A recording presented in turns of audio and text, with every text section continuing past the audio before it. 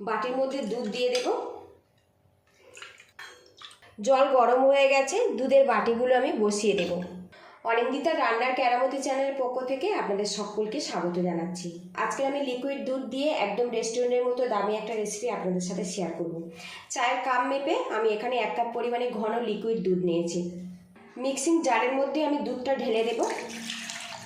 এর মধ্যে দিয়ে দেব 3 টেবিল স্পুন চিনি, দিয়ে দেবো 1 চামচ পরিমাণে ভ্যানিলা এসেন্স, এর মধ্যে দিয়ে দেবো 3টে ডিম। আর বন্ধুরা, এখানে আমার প্রয়োজন মতো নিয়ে রেসিপিটা বানাচ্ছি, আপনারা কম বেশি করে নিতে পারেন। ঢাকনা দিয়ে একসঙ্গে ব্লেন্ড করে নেব। আর বন্ধুরা, আমি সবসময় ঘরে থাকা উপকরণ দিয়ে রেসিপি শেয়ার করি। আমার রেসিপিগুলো যদি ভালো লাগে প্লিজ বন্ধুরা লাইক, শেয়ার, সাবস্ক্রাইব করে আমাকে একটু সাপোর্ট করবেন। দুধের মিশ্রণটা আমার রেডি হয়ে গেছে। এবার ছাঁকনির সাহায্যে বেশ করে এটা ছেঁকে নেব, আর অবশ্যই একটু ছেঁকে নেবেন। আজকের রেসিপি আমি বাটির মধ্যে সেট করব। এখানে দুধের মিশ্রণটা বাটির মধ্যে আমি নিয়ে নেব।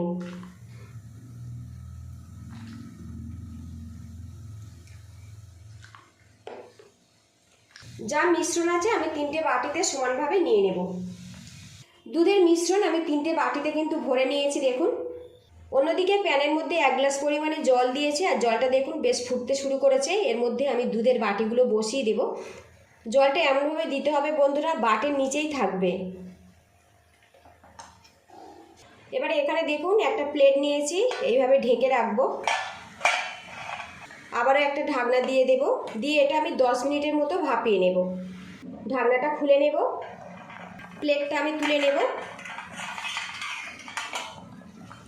এদিকে দেখুন বন্ধুরা, খুব সুন্দরভাবে কিন্তু সেট হয়ে গেছে, কোনো রকম কিন্তু ব্যাটার হাতে লেগে যাচ্ছে না।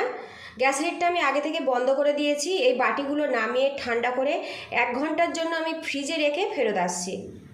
আর বন্ধুরা, আজকের আমি বাটির মধ্যে দুধ দিয়ে একদম দোকানের মতো কিন্তু মিল্ক পুডিংয়ের রেসিপি আপনাদের সাথে শেয়ার করলাম। রেসিপিটা যদি ভালো লাগে এইভাবে বাড়িতে ট্রাই করবেন, আর কেমন হয়েছে অবশ্যই কমেন্ট বক্সে জানাবেন।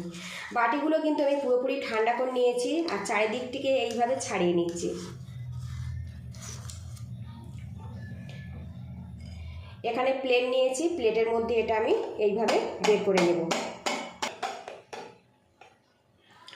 তো দেখুন বন্ধুরা, পুডিংটা কত সুন্দরভাবে সেট হয়েছে, দেখুন বন্ধুরা।